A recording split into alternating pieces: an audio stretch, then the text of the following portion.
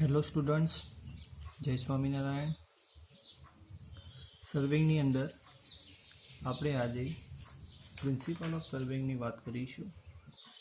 તો principal of સર્વેની વાત કર્યા પહેલાં ફરીવાર આપણે એક નજર મારી દઈશું કે આપણે કઈ કઈ વસ્તુ ભણી ચૂક્યા છીએ. તો definition of સર્વેઇંગ, definition of levelling, purpose of સર્વેઇંગ, uses of surveying, and what is a plan and map. Next one આપણે આજે વાત કરીશું principal of સર્વેઇંગ. Principal of સર્વેઇંગ. Okay, તો પ્રિન્સિપલ ઓફ સર્વેઇંગ એટલે કે સર્વેક્ષણનો સિદ્ધાંત. સર્વેક્ષણનો સિદ્ધાંત શું કહેવા માંગે છે? આપણે આગળ જોયું કે સર્વેક્ષણની વ્યાખ્યા, પછી લેવલિંગની વ્યાખ્યા, સર્વેક્ષણ કઈ જગ્યાએ ઉપયોગી છે, સર્વેક્ષણના હેતુઓ કયા કયા હતા. હવે આનો પ્રિન્સિપાલ છે, તો આ પ્રિન્સિપાલ ઉપર આ કામ કરે છે. તો પ્રિન્સિપાલની વાત કરીએ તો બે પ્રકારના પ્રિન્સિપાલ આપણે છે અહીં. નંબર 1 વર્ક ફ્રોમ અથવા તો working from whole to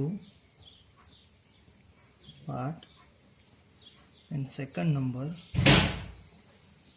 location of a point by measurement from 2 point of reference.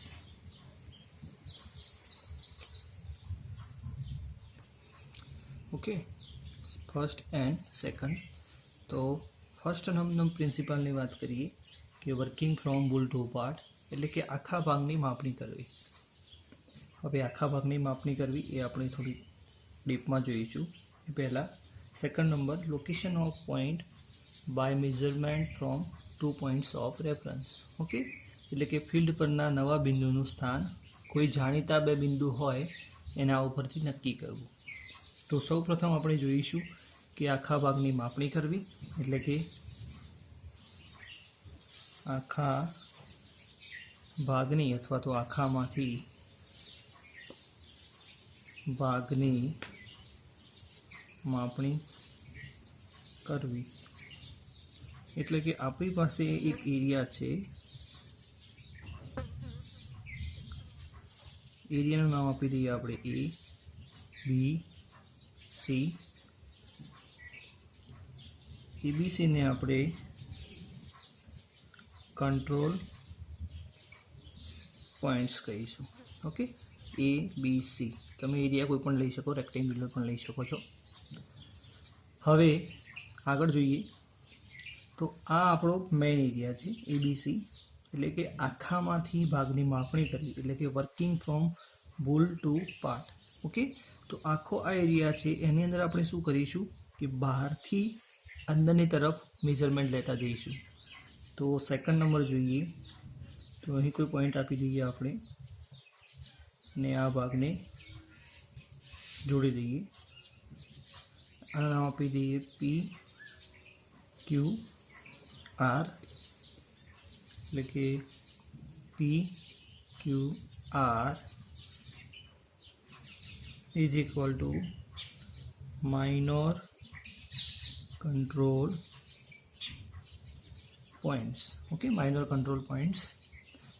And last one એટલે કે આપણે જે એરિયા મેઝર કરવાનો છે, આપણને જે એરિયા જોઈએ છે એને નામ આપી દઈશું આપણે X, Y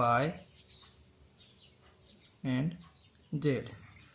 તો એક્સ વાય ઝેડને પણ આપણે માઇનર કંટ્રોલ પોઈન્ટમાં ગણી શકીએ છીએ. હવે આગળ વાત કરીએ તો જે આપણા ટ્રાયેંગલ બની રહ્યા છે અહીં ટ્રાયેંગલ એબીસી, તો એબીસીને શું કહી શકાશે? મેન ફ્રેમ વર્ક, એટલે કે જે મેન ફ્રેમ છે આપણી, આની બહાર તો નથી જવાનું. આપણે આ નિયમના પ્રમાણે આખામાંથી ભાગની માપણી કરવી, એટલે કે એબીસી ફ્રેમ છે આપણી પાસે, એના અંદરથી XYZ આપણે પોર્શન જોઈએ છે, તો આખામાંથી ભાગની માપણી કરવી, એટલે કે ટ્રાયેંગલ આપણી મેઇન ફ્રેમ થશે ABC. Second number XYZ is equal to subsidiary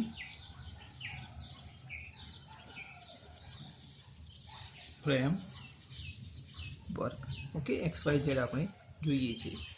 તો હવે આ પ્રમાણે વાત કરીએ તો આ પ્રકારના ટ્રાયેંગલને પ્રાથમિક પ્રકારના ટ્રાયેંગલ પણ કહે છે, જે આપણે જોયું. મેઇન પણ કહેવાય છે અને પ્રાઇમરી પણ કહેવાય છે. હવે આ પ્રેક્ટિકલની અંદર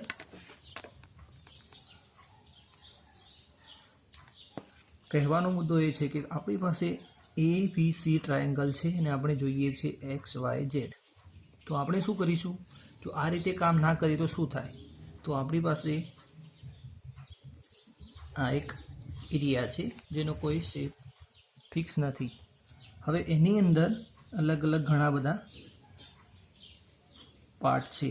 ઓકે, એની અંદર આપણો એક જ પાર્ટ આ છે, જે અહીં હું બતાવી રહ્યો છું તમને. ઓકે, તો આપણે શું કરવાનું છે કે જ્યારે આ રીતનું કેલ્ક્યુલેશન, એટલે કે આ રીતની રીતનો ઉપયોગ કરીશું, તો એ વખતે આપણને પ્રોફિટ એટલે કે એડવાન્ટેજ એ મળશે કે આપણે પ્રોપર મેઝરમેન્ટ મેળવી શકીશું. First number. સેકન્ડ નંબર કે આપણે કોઈ બીજી પ્રોપર્ટીમાં નહીં ઘૂસી જઈએ. જે રીતે કે આપણો એરિયા આ છે, તો એવું ના બને કે પછી આપણે બીજી કોઈ પ્રોપર્ટીમાં ઘૂસી જઈએ. કેમ કે આનો નિયમ એમ કહે છે, મેથડ એ કહે છે કે પહેલાં બહારનો એરિયા મેઝરમેન્ટ કરવાનો થશે આપણે, જે આ છે એ, પછી અંદરનો જે પણ હોય, એટલે કે આઉટર એજ છે, અંદર તમારો મેઇન પણ જે પણ લેન્ડ હોય એને મેઝર કરી શકો છો. અથવા તો તમે એમ પણ કરી શકો છો કે ટોટલ જે આખો આ એરિયા હોય એની અંદરથી તમારો કેટલો છે, તો તમે એ પણ રીતે જાણી શકો છો કે આટલો પ્લોટ, આટલો એરિયા આપણો રહેશે. જો આ મેથડનો ઉપયોગ ના કરીએ, જે રીતે કે આપણને XYZ એરિયા જોઈએ છે, ટ્રાયેંગલ XYZ, તો આપણે શું કરીશું? ટ્રાયેંગલ ABC મેજર કરીશું, પછી ટ્રાયેંગલ PQR મેજર કરીશું, પછી એના પરથી આપણને XYZ મળશે. જો ડાયરેક્ટ આપણે XYZ મેજર કરવા જઈએ, થશે વાંધો નહીં, XYZ પણ ડાયરેક્ટ મેજર કરીશું. તો જો આ લંબાઈની અંદર એરર હશે, ફોર એક્ઝામ્પલ કે તમારો જે એરિયા હોય ટ્રાયેંગલ, એનું માપ 2, 2, 2, ઓકે, 2 મીટર 2 મીટર 2 મીટર છે. ઓકે, અને જે તમે મેજર કરો છો અંદરથી, તો આ લંબાઈમાં એરર હશે, એટલે કે તમે 2.5 પહોંચી ગયા, 2.5, 2.5, 2.5, તો આના લીધે જે બહારનો એરિયા બની રહ્યો હતો એમાં પણ 2.5ની એરર આવશે, એટલે કે જે બહારની પ્રોપર્ટી હશે x × 0.5 એટલું માપ એની અંદર વધી જશે. હવે વાત કરીએ તો મેઇન ફ્રેમની, જે આપણને અહીં આપેલી છે ABC,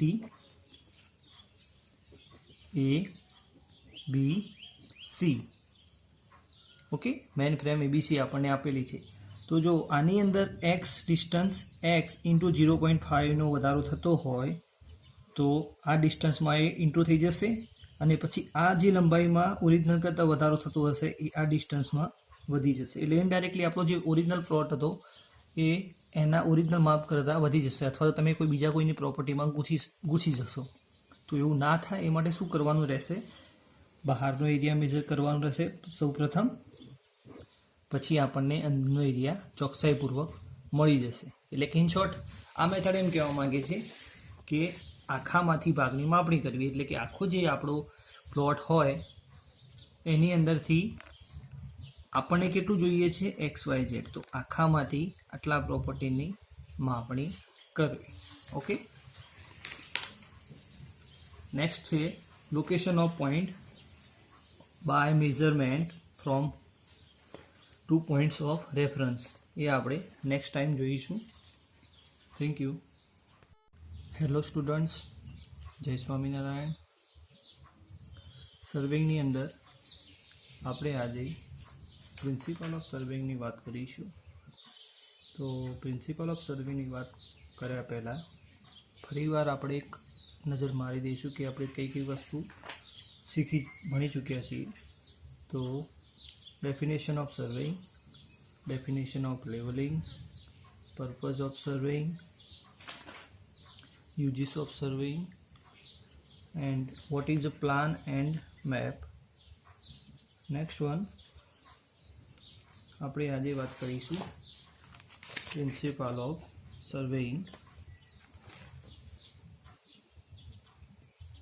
પ્રિન્સિપલ ઓફ સર્વેઇંગ. ઓકે,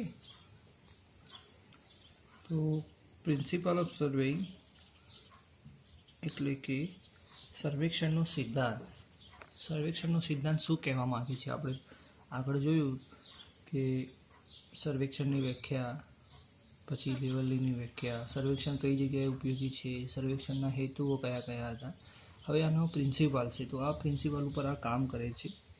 તો પ્રિન્સિપાલની વાત કરીએ તો બે પ્રકારના પ્રિન્સિપાલ આપણે છે અહીં. નંબર 1 વર્ક ફ્રોમ અથવા તો working from whole to part, and second number location of a point by measurement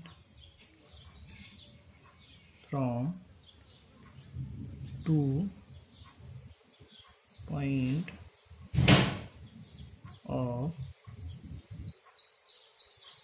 reference.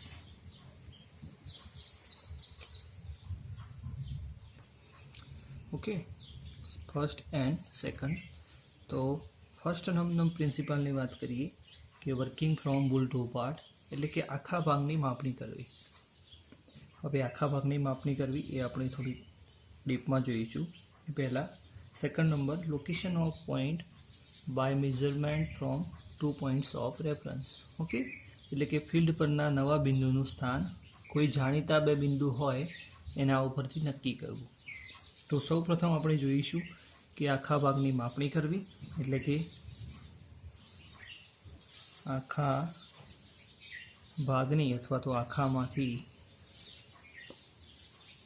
ભાગની માપણી કરવી. એટલે કે આપણી પાસે એક એરિયા છે, એરિયાનું નામ આપી દઈએ આપણે A, B, C. ABC ને આપણે કંટ્રોલ પોઈન્ટ્સ કહીશું. Okay, ABC. તમે એરિયા કોઈ પણ લઈ શકો, રેક્ટેન્ગ્યુલર પણ લઈ શકો છો. હવે આગળ જોઈએ તો આ આપણો મેઇન એરિયા છે ABC, એટલે કે આખામાંથી ભાગની માપણી કરવી એટલે કે working from whole to part. Okay, તો આખો આ એરિયા છે એની અંદર આપણે શું કરીશું કે બહારથી અંદરની તરફ મેઝરમેન્ટ લેતા જઈશું. તો સેકન્ડ નંબર જોઈએ તો અહીં કોઈ પોઈન્ટ આપી દઈએ આપણે ને આ ભાગને જોડી દઈએ. આનું નામ આપી દઈએ PQR, એટલે કે PQR is equal to minor control points. Okay, minor control points. And last one એટલે કે આપણે જે એરિયા મેઝર કરવાનો છે આપણને જે એરિયા જોઈએ છે એને નામ આપી દઈશું આપણે એક્સ વાય એન્ડ ઝેડ. તો એક્સ વાય ઝેડને પણ આપણે માઇનર કંટ્રોલ પોઈન્ટમાં ગણી શકીએ છીએ. હવે આગળ વાત કરીએ તો જે આપણા ટ્રાયેંગલ બની રહ્યા છે અહીં ટ્રાયેંગલ એબીસી, તો એબીસીને શું કહી શકાશે? મેન ફ્રેમ વર્ક, એટલે કે જે મેન ફ્રેમ છે આપણી, આની બહાર તો નથી જવાનું. આપણે આ નિયમના પ્રમાણે આખામાંથી ભાગની માપણી કરવી, એટલે કે એબીસી ફ્રેમ છે આપણી પાસે, એના અંદરથી એક્સ વાય ઝેડ આપણે પોર્શન જોઈએ છે. તો આખામાંથી ભાગની માપણી કરવી, એટલે કે ટ્રાયેંગલ આપણી મેઇન ફ્રેમ થશે ABC. Second number X Y Z is equal to subsidiary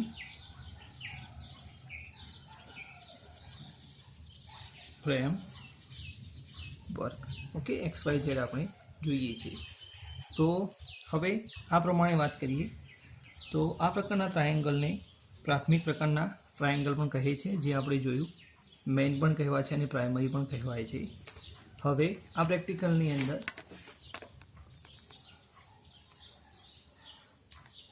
કહેવાનો મુદ્દો એ છે કે આપણી પાસે ABC ટ્રાયેંગલ છે અને આપણે જોઈએ છે x Y Z.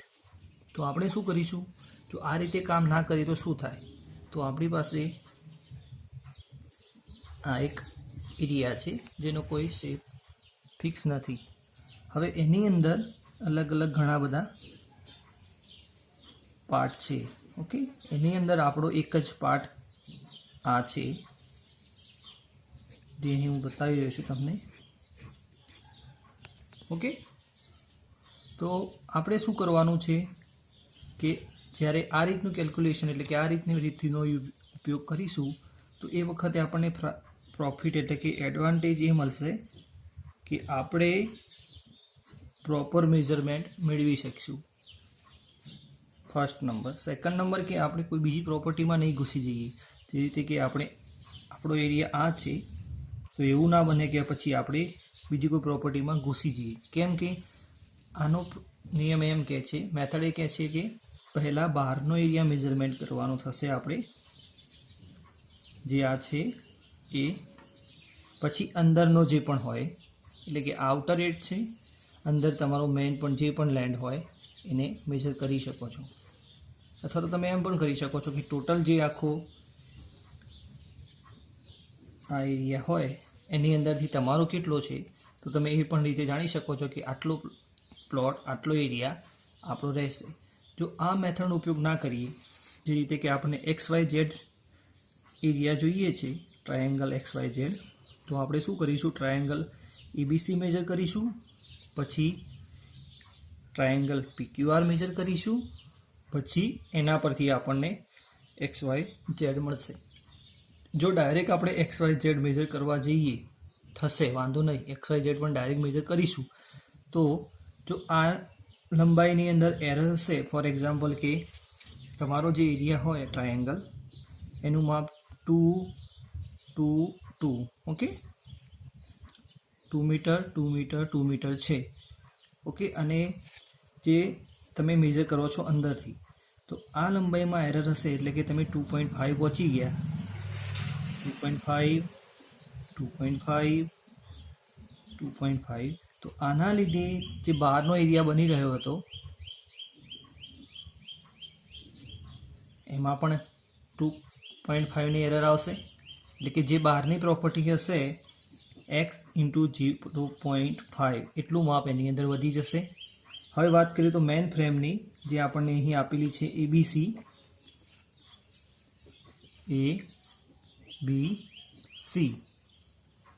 Okay, main frame ABC આપણને આપેલી છે.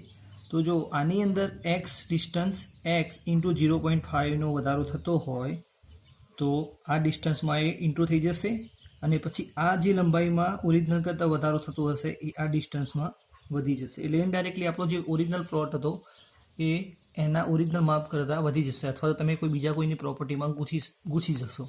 તો એવું ના થાય એ માટે શું કરવાનું રહેશે? બહારનો એરિયા મેજર કરવાનો રહેશે સૌપ્રથમ, પછી આપણને અંદરનો એરિયા ચોકસાઈપૂર્વક મળી જશે. એટલે કે ઇન શોર્ટ આ મેથડ એમ કહેવા માંગે છે કે આખામાંથી ભાગની માપણી કરવી, એટલે કે આખો જે આપણો પ્લોટ હોય એની અંદરથી આપણને કેટલું જોઈએ છે XYZ, તો આખામાંથી આટલા પ્રોપર્ટીની માપણી કરવી. ઓકે, નેક્સ્ટ છે location of point by measurement from 2 points of reference. એ આપણે નેક્સ્ટ ટાઈમ જોઈશું. Thank you.